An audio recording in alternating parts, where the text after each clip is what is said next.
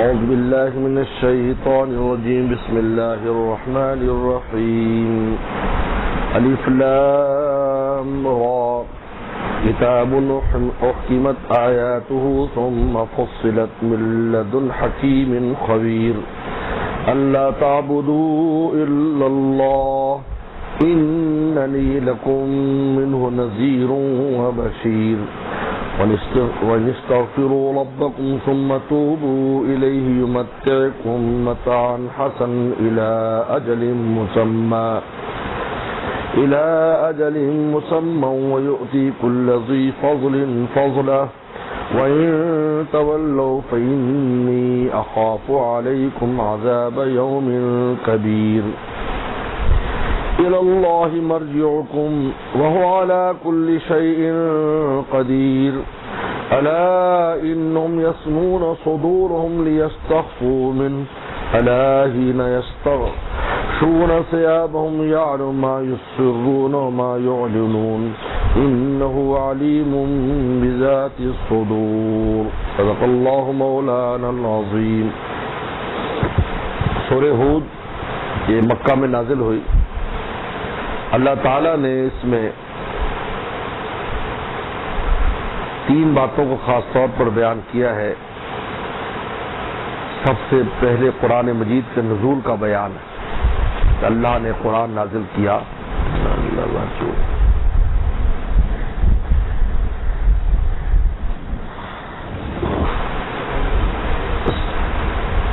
یہ سورہ ہود ہے. اس میں اللہ تعالیٰ نے تین باتوں کو خاص طور پر بیان کیا ہے. سب سے پہلے قرآن مجید کا نزول کا بیان ہے اور اس کے بعد رسول صلی اللہ علیہ وسلم کی رسالت کا بیان ہے اور اس کے بعد توبہ استغفار کا بیان ہے. جب قرآن مجید کا معجزہ ہونا ثابت ہو جائے گا اور قرآن مجید کی فضیلت اور قرآن مجید کی اہمیت سامنے آئے گی تو ایک بات بندوں پر لازم ہو جاتی ہے کہ اب وہ اللہ تعالیٰ کی عبادت کریں، کیونکہ قرآن مجید کا مقصد ہی توحید ہے. توحید کے بعد آپ کی حیثیت کو واضح کیا گیا کہ آپ رسول ہیں، بشیر اور نذیر ہیں.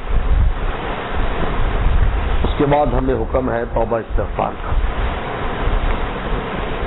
اور اللہ تعالیٰ نے ان لوگوں کو جو منکرین ہیں قرآن کی رسالت کے آخرت کے، ان کے بارے میں قیامت کا تذکرہ کیا ہے، معاد کا. یاد رکھیں یہ وہ بنیادی چیزیں ہیں ایمانیات کی کہ جس میں سب سے پہلے توحید آتی ہے اور اس کے بعد رسالت، پھر معاد آخرت. ابھی گھنٹی جا رہی ہے، ابھی نہیں ہوا.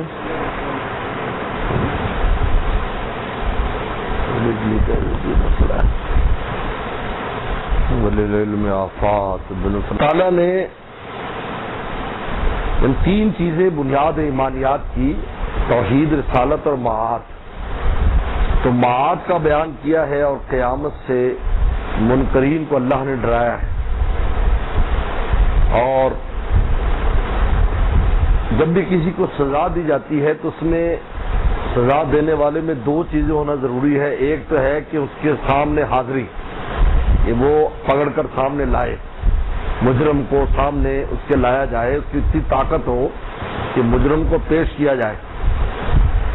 اور دوسرا یہ ہے کہ اس کو اس کی حرکتوں کا علم ہو کہ اس نے کیا کیا ہے، کیا جرم کیا.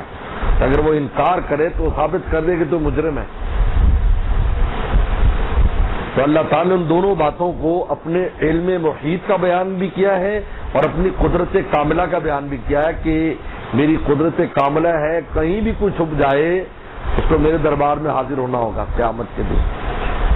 اور علم محیط میرا ایسا علم ہے جو ذرے ذرے کو شامل ہے، لہذا کوئی یہ سمجھے کہ میں چھپا لوں گا اپنی باتوں کو اور اپنے عیبوں کو اور اپنے گناہوں کو، وہ چھپا نہیں سکتا.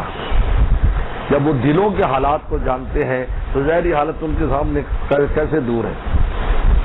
تو فرمایا الف لام را، یہ حروف مقطعات میں سے جس کا معنی اللہ ہی جانتے ہیں. کتاب، یہ ایک ایسی کتاب ہے قرآن، احکمت آیاتہ، جس کی آیتیں بڑی مضبوط ہیں، محکم آیات ہیں، یعنی ایسی مضبوط ہے اپنے دلائل کے اعتبار سے اور اپنی فصاحت اور بلاغت کے اعتبار سے اس میں کوئی بھی رخنہ نہیں ڈال سکتا. احکمت آیاتہ. ثم فصلت، اور پھر اس میں تفصیل بھی ہے. آیات ہیں وہ بھی بڑی محکم اور پختہ، جس کو نہ تبدیل کیا جا سکتا ہے، نہ اس میں کم بیشی کی جا سکتی ہے، اور اپنے معنی کے اعتبار سے بھی اتنے مضبوط ہیں کہ اس کے اندر جو باتیں بیان ہیں من و عن پوری ہوتی ہیں. ہاں وہ ماضی کی بات ہے، حال کی ہے، یا استقبال کی. اور ثم پھر تفصیلات بھی ہیں، اس حکم کو کس طرح کرنا ہے، کیا نہیں کرنا ہے. من لدن حکیم خبیر، یہ اس ذات کی طرف سے ہے جو حکیم بھی ہے، خبیر بھی ہے. تو حکمت والی ذات ہے، وہ جانتی ہے بندوں کو کون سی چیز کی ضرورت ہے، کس طرح ان بندوں کو سمجھایا جائے. اور اس لیے ایسے دلائل اس قرآن میں کھولے، اور خبیر اور باخبر بھی ہے. اللہ تعبد الا اللہ، جب ایسی ذات کی اسے کتاب آگے اس میں تفصیلات ہیں، لہذا اللہ تعبد الا اللہ، عبادت نہ کرو مگر اللہ کی. توحید آگے، یعنی قرآن مجید کی نزول کا مقصد توحید ہے کہ ہم اللہ کی عبادت کریں. اللہ تعبدو، عبادت نہ کرو مگر اللہ کی. اب رسالت کے بیان ہے، اننی لکم من النذیر و بشیر، میں تمہارے لیے اس ذات کی طرف سے نذیر اور بشیر مقرر کیا گیا.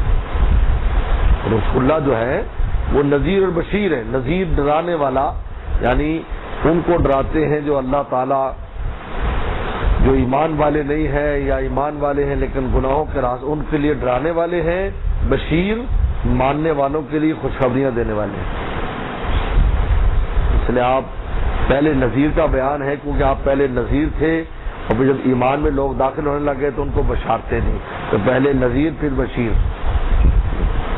اس لیے آپ پر جو نظارت کی وحی آتی تھی بڑی سخت ہوتی تھی، بڑی بھاری ہوتی تھی، جس میں قیامت اس کے حالات ہوتے تھے.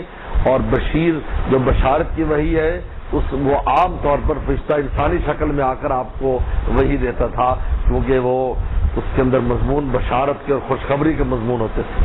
تو خوشخبری کے مضمونوں کو بھی وحی بھی اس کی ہلکی پھلکی ہوتی تھی، اور وہ جو ہوتی تھی وہ بڑی بھاری وحی ہوتی تھی. اس میں وسلم فرماتے ہیں کہ یعنی حضور صلی اللہ علیہ وسلم فرماتے ہیں آپ ارد گرد کے ماحول سے بے خبر ہو جاتے تھے، اتنا وزن اس کا ہوتا تھا.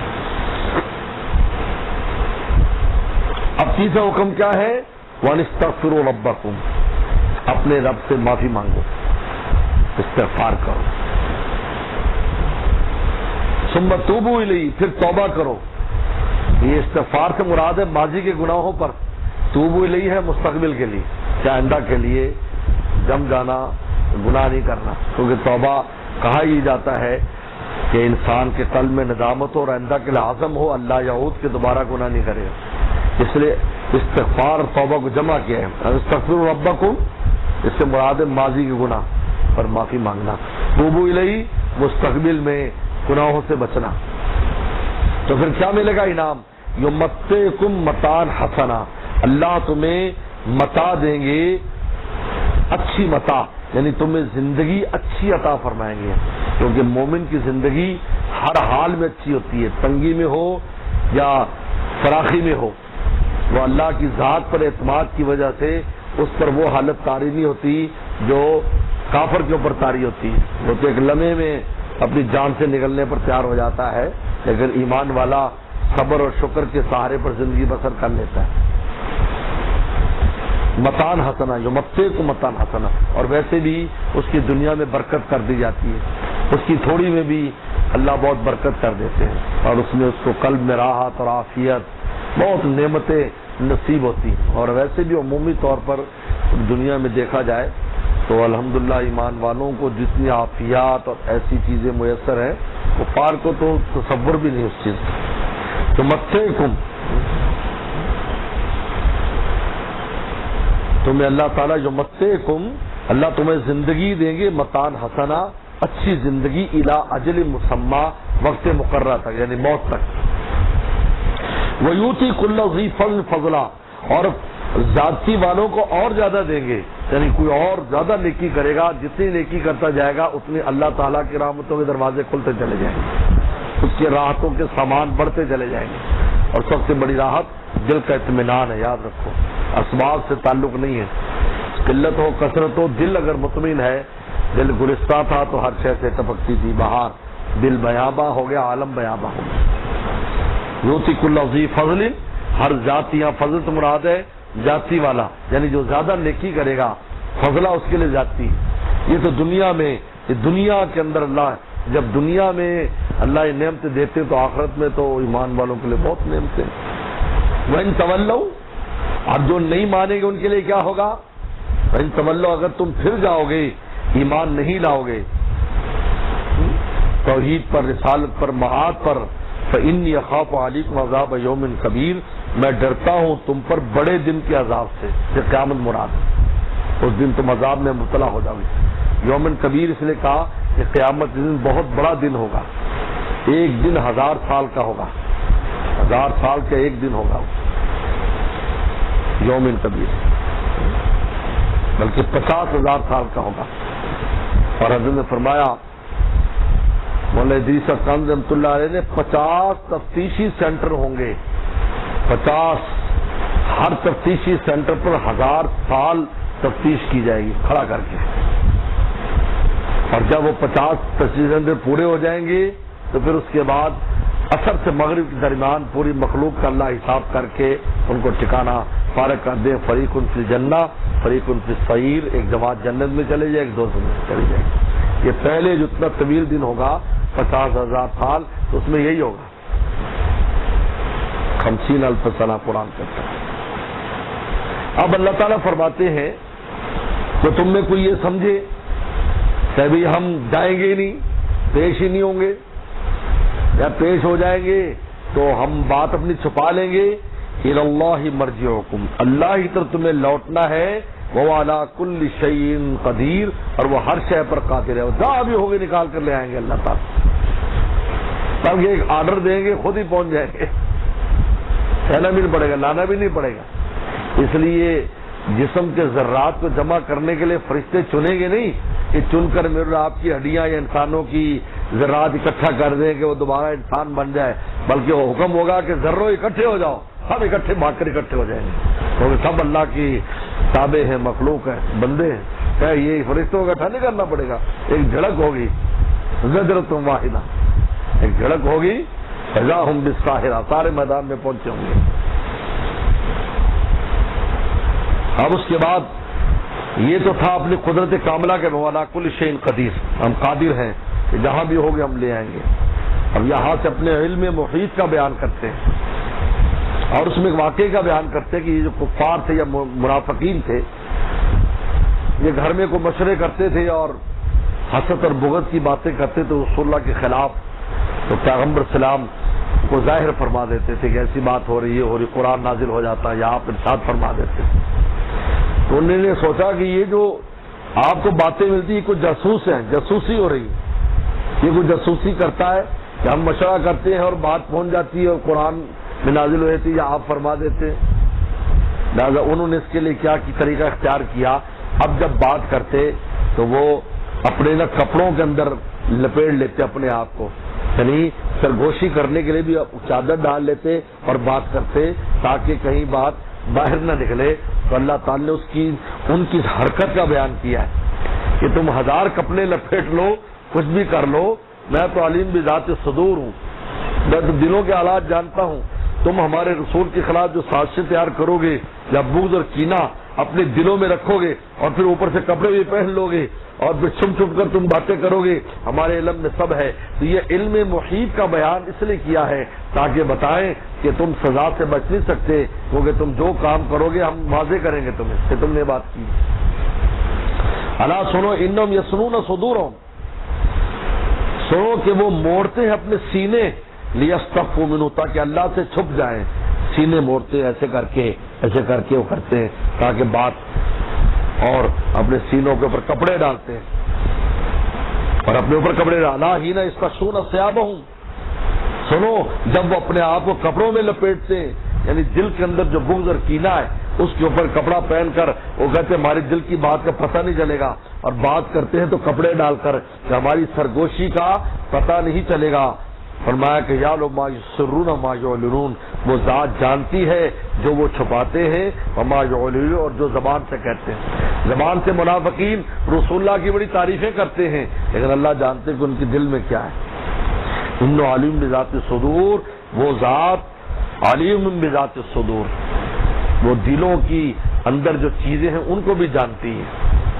یہ اللہ نے اپنی علم محیط کا بیان کیا کہ میرا علم ہر چیز پہ احاطہ کیے ہوئے، لہذا مجرم کو سمجھنا چاہیے کہ اس کو دربار میں لانا اور اس کی حرکتوں کو واضح کرنا، ہم دونوں کام کر سکتے ہیں، تو پھر سزا سے کیسے بچیں گے؟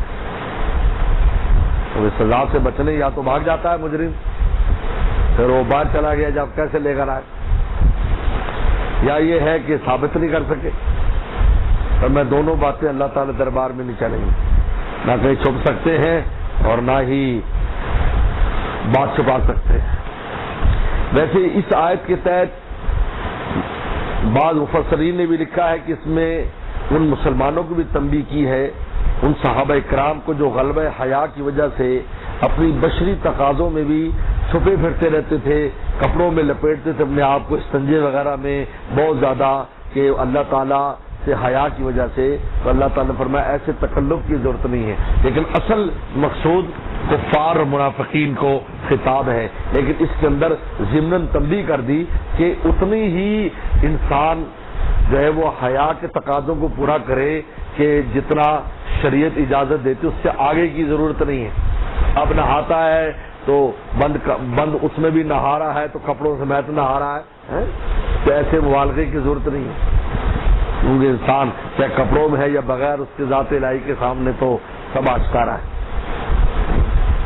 تو اس لیے اس میں بعض صحابہ کے تفسیر جو لکھا ہے وہ ضمناً بات ہے، اصل بات یہ ہے کہ وہ دلوں کے حالات کو چھپاتے تھے اور اپنے آپ کو کپڑوں میں چھپاتے تھے، کفار منافقین، اور پھر کپڑوں میں لپٹ کر ایک دوسرے سے سرگوشیاں کرتے تھے۔